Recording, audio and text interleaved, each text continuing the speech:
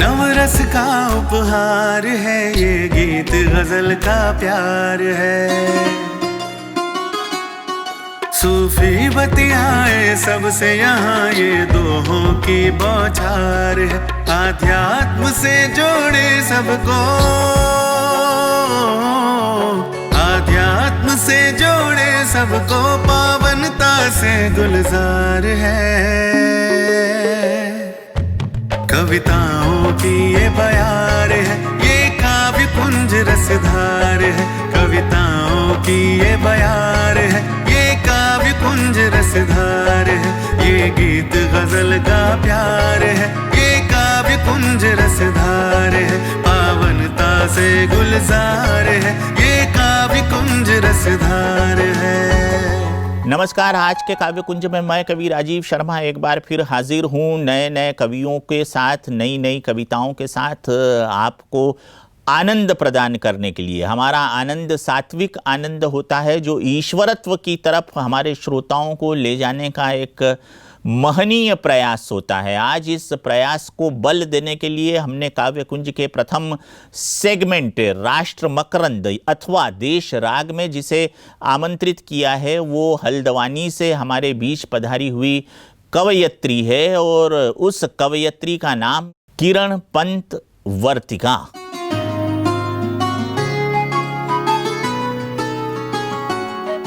कैसे बहाऊं आंसू में, कैसे बहाऊं आंसू में एक वीर पुरुष बलिदानी पर।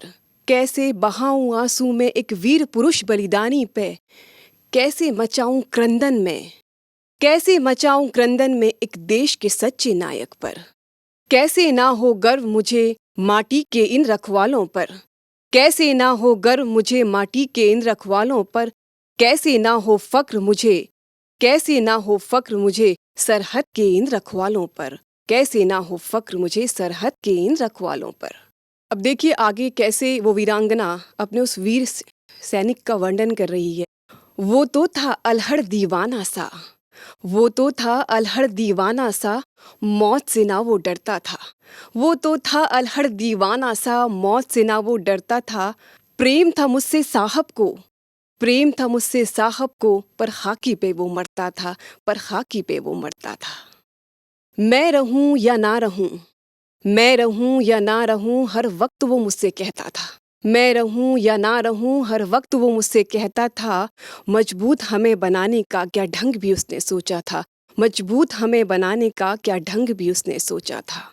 वीर पुरुष की वीर होनारी, वीर पुरुष की वीर होनारी, मेरे परिवार की तुम रखवाली। अब सैनिक बन तुमको लड़ना है, अब सैनिक बन तुमको लड़ना है, वीरांगना की भांति आगे बढ़ना है। कर्ज मुझे चुकाने दो, कर्ज मुझे चुकाने दो, हे प्रिय मुझे अब जाने दो।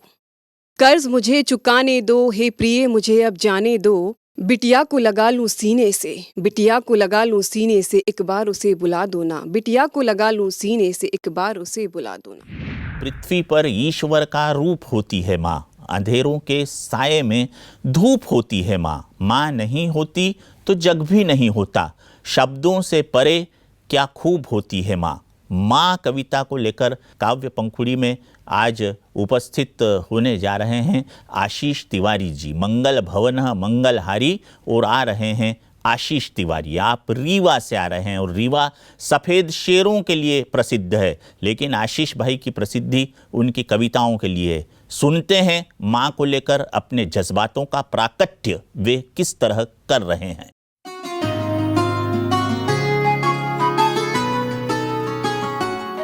माँ क्या होती है, हमारे जीवन में माँ का होना क्या होता है। रचना आपके बीच रखता हूँ कि दलदल के बीच जमीन सी लगती है, दलदल के बीच जमीन सी लगती, माँ मुझको चलित मशीन सी लगती। दलदल के बीच जमीन सी लगती, माँ मुझको चलित मशीन सी लगती। आगामी सुख दुख को भांप लेती, सच कहूँ तो वो दूरबीन सी लगती, सच कहूँ तो वो दूरबीन सी लगती।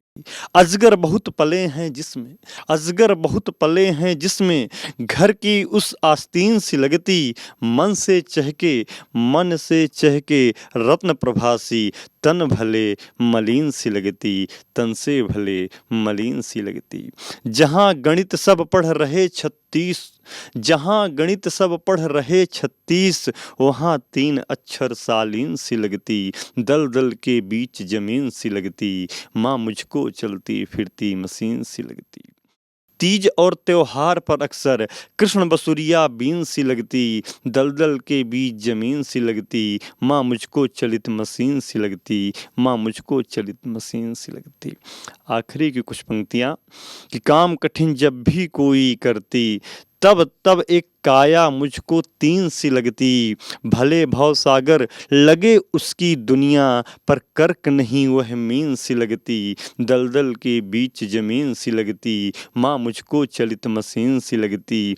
वह जिसको छुए वह हो जाता सोना, हर क्षेत्र में माँ कुशल प्रवीण सी लगती, हर क्षेत्र में माँ कुशल प्रवीण सी लगती, दलदल के बीच जमीन सी लगती, माँ मुझको चलित मशीन सी लगती, माँ मुझको चलित मशीन सी लगती।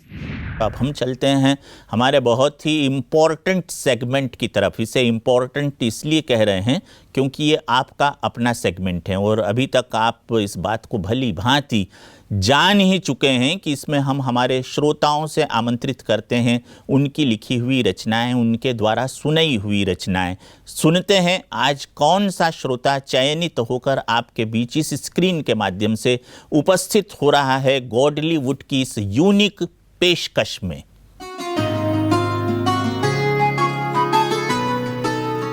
कि तू चलाचल कर्मपथ पर नित सफलता दर खुलेगा, तू चलाचल कर्मपथ पर नित सफलता दर खुलेगा, पी हलाहल शिव जैसा आत्मबल भरपूर मिलेगा, मंजिल ही हो मस्तिष्क में दृष्टि तू नीचे न करना, मंजिल ही हो मस्तिष्क में दृष्टि तू नीचे न करना, लक्ष्य पर रखना नजर तो संधान अर्जुन सा मिलेगा।